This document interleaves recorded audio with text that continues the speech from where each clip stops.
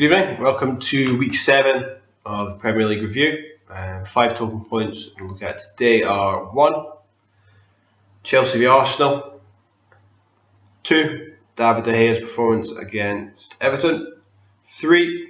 Liverpool getting back to winning ways despite, or maybe because of, benching Mario Balotelli. 4. Spurs win against Southampton. And 5. Fact that QPR look like they are already down.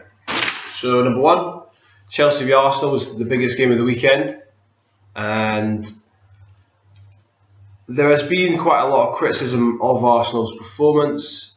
People saying Chelsea was too strong, too clinical.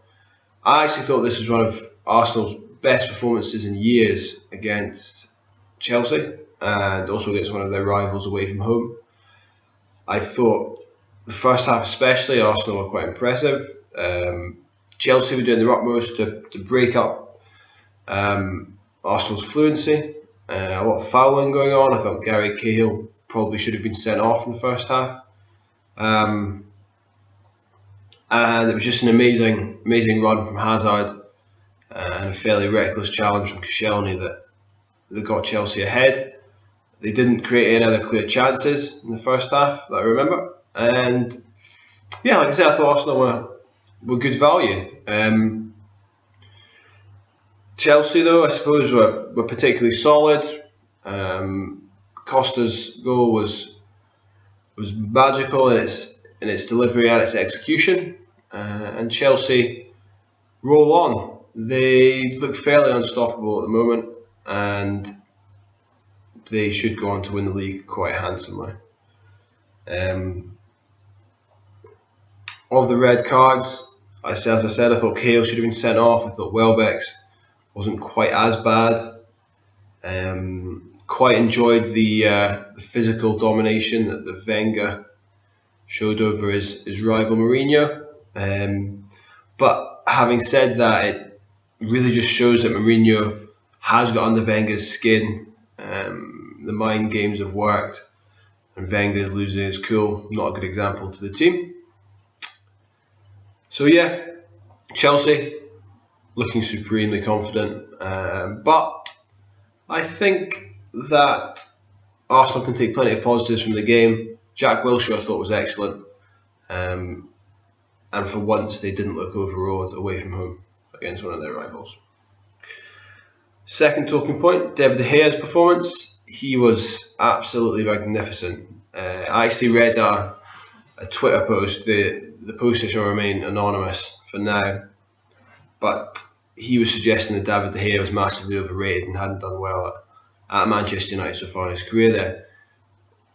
I mean, ignoring the fact that's completely factually incorrect and that David De Gea was voted Man U's Player of the Season last year, this performance against Everton encapsulated what an amazing shot stopper he is. Penalty save was top draw, and then save to win it, flicking the ball over the bar, was absolutely majestic. Manchester United generally, again, I know that's their third win in a row and it puts them up to 4th, but again they looked very shaky here. Di Maria played well. Falcao got his first goal, but defensively they looked very poor, and they could easily have drawn with or lost the games against West Ham and Everton. But they're scraping those wins, and Van Gaal seems to have had an impact in getting his ideas over to the team. I think Rocco is a left back, and so I don't think long term that he will play as part of a back four or centre back. But until they get the players back from injury, I suppose he'll have to continue playing there.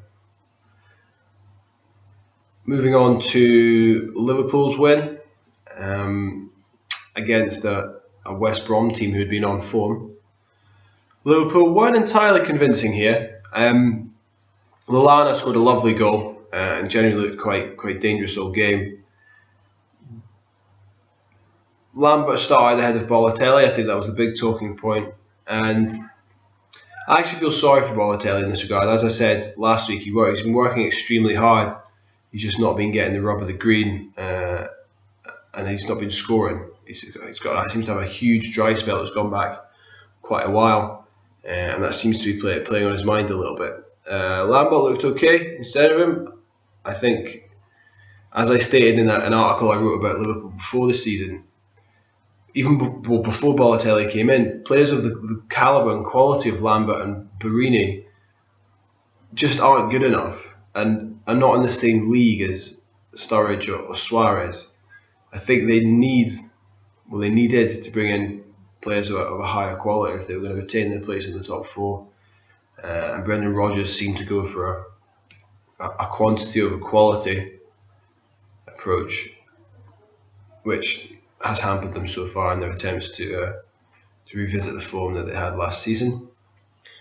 They were quite fortuitous in that West Brom missed a few chances, but they're back to winning ways, and they'll be pleased with that.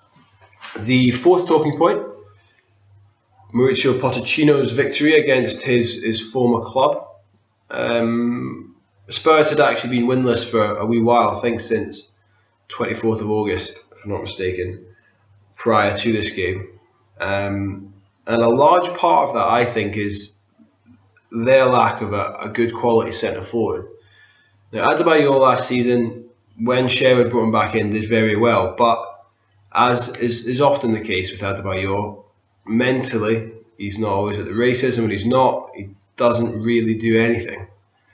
Harry Kane's a good prospect, but I think this makes it even more surprising that they sold Jermaine Defoe. I'm not too sure why Defoe wanted to leave him, other than perhaps a pay increase or desire to shape football in the States, although I doubt it. And I was just shocked at the time, and remain shocked in light of how Spurs are struggling to score goals, that they sort of sell someone like of Jermaine Defoe's undoubted finishing ability. Having said that, players of the quality of Christian Eriksen in the midfield are always going to create chances, and it was the Dane that scored on this occasion and gave Spurs what was probably a deserved win over Southampton. Southampton continued to look very solid.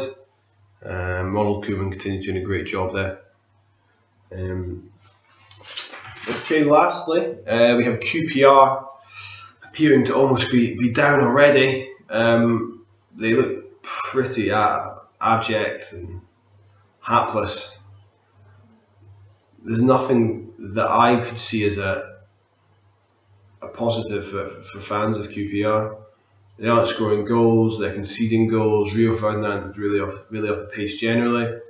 I think losing Fowlin a few weeks ago was a huge blow, as he would have been their primary defensive midfielder. Harry doesn't seem to have really invested sensibly with a view to staying in the Premier League. Of course, there was a desire to avoid the previous mistakes and spent a huge amount of money on wages and transfer fees for mercenaries, but they really did need to bring a bit more quality into the team, and I can't see, with those players and with that coaching setup, how they're going to avoid relegation at this stage. I think probably Burnley are in a similar situation, although they got a very credible draw away to Leicester City.